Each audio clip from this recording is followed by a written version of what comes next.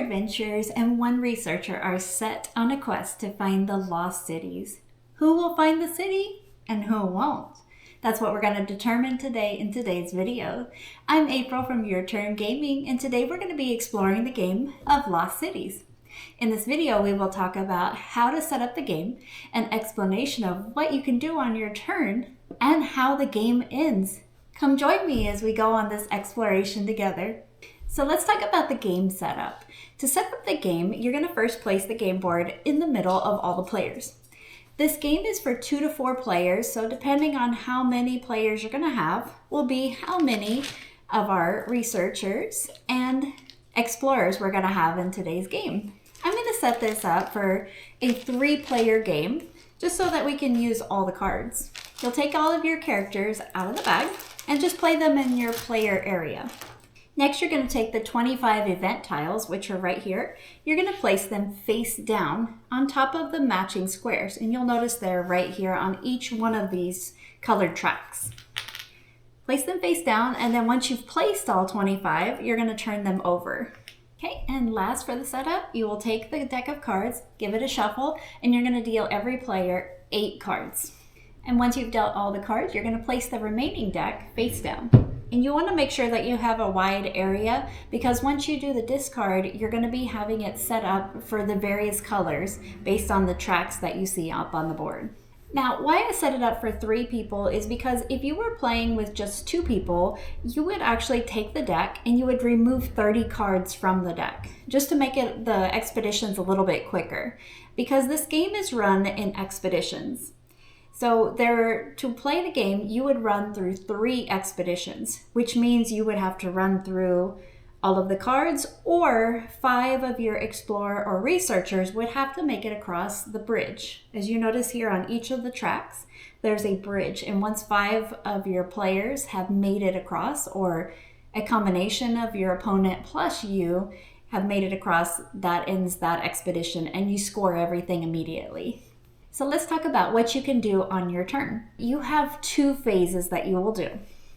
You will play a card from your hand, and then you will take a card from either the top of the deck, from the face down, or from one of the discard piles.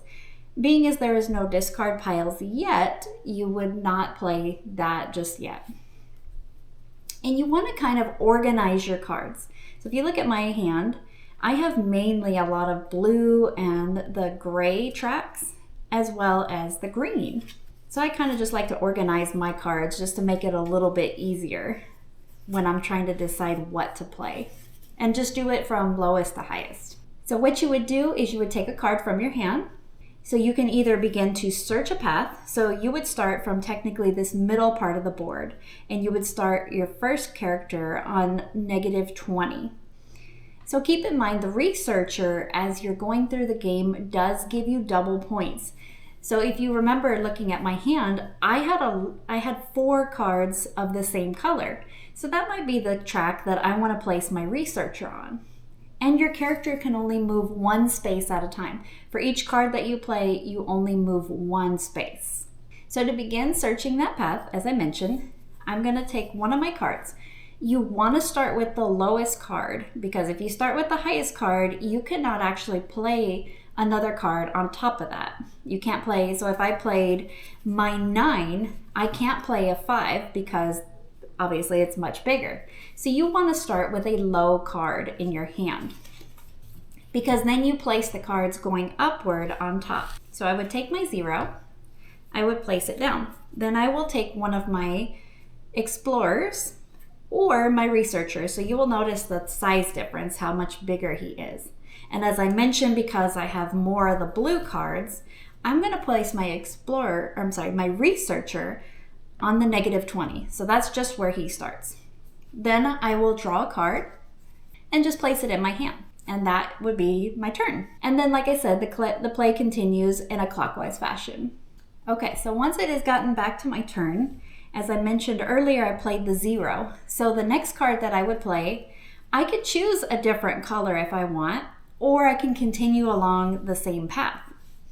So I would look at my hand and I would think, oh, okay, I have more blue cards. I'm going to play another blue card. So remember, you want to play a low card. So I'm going to play my 1. My explorer moves up, or I'm sorry, my researcher moves up one space.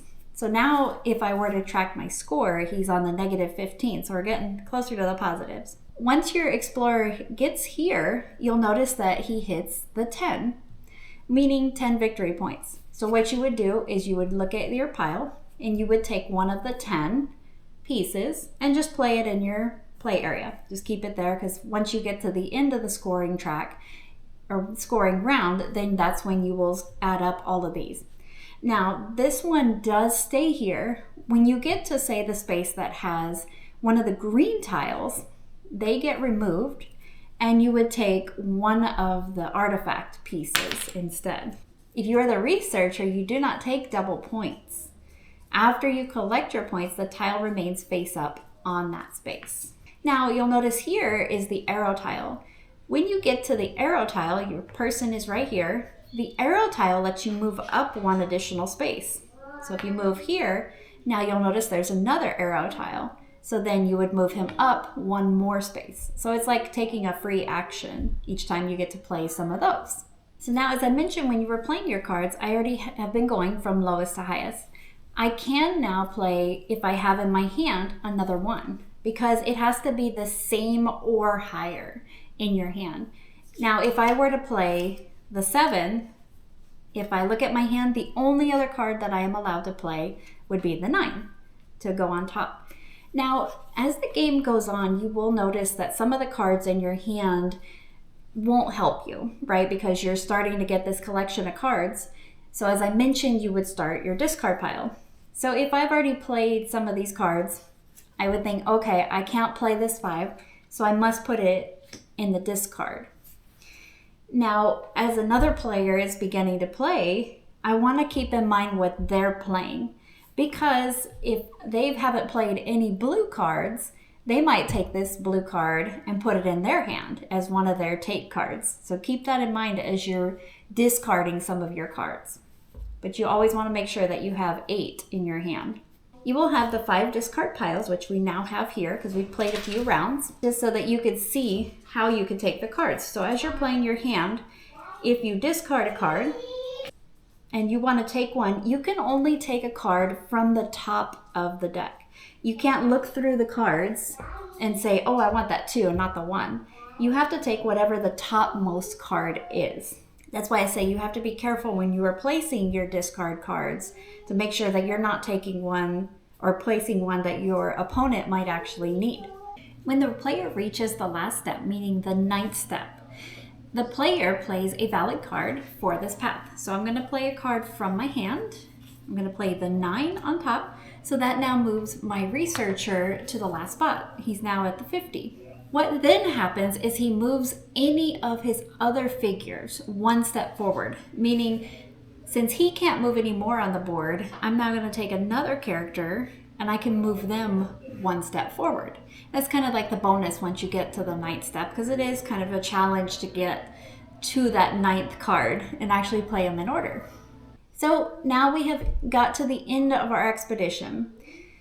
Once 5 of the players, as I mentioned, have gotten across the bridge, so meaning this little bridge on each one of the tracks. It doesn't have to be 5 on one specific track, it just has to be 5 in general. Once they make it across, that would end the expedition immediately. If this was the person that is going to end the expedition, so I made it here, and he is going to move up to one space. Now you'll notice that I have 1, 2, 3, 4, 5 people now across.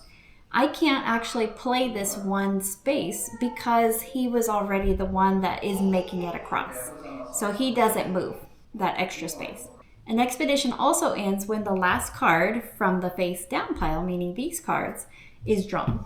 So there's a couple ways in which the expedition ends. So now you've hit the scoring round. So each player on the board now earns victory points. The player will earn points. However, each point has what the adventure is standing on. So if you notice that you started on the -20, so had you ended, you would have actually started with -20 points. So you want to keep moving your adventure explorers and your researcher along the track.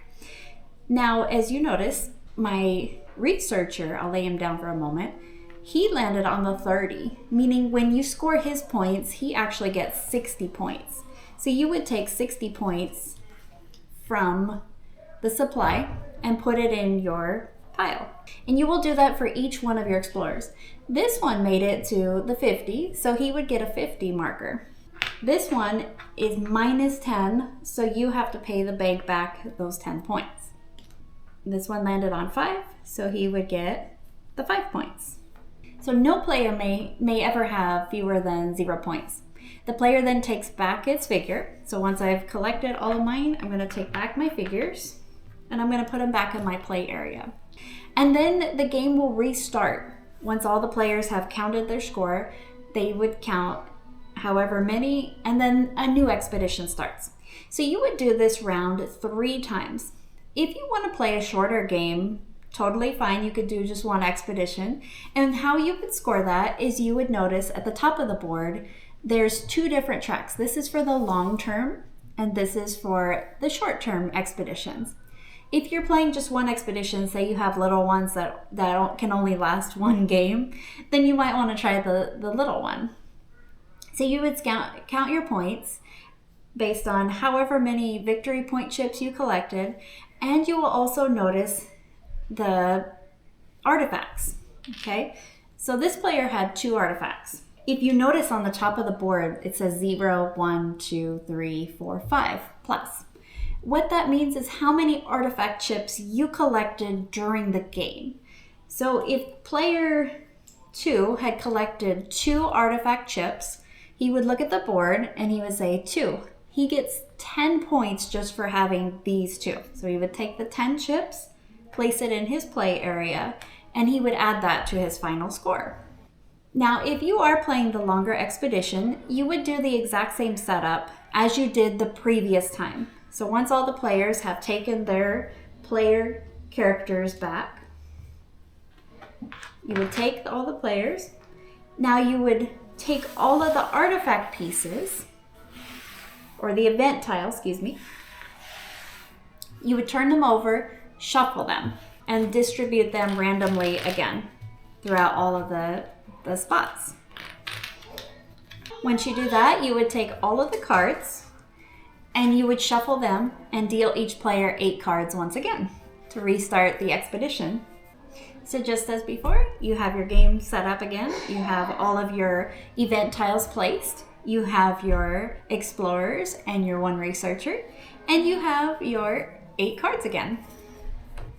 So you will keep your artifact if you collected any of these artifact tiles, and you will keep all of your victory points that you collected during the previous expedition. And the game continues the same way until either 5 of the researcher and explorers have crossed the bridge, or all of the face down deck has been depleted. So you'll do this 3 times all the way through, and then you count up your score and the game ends.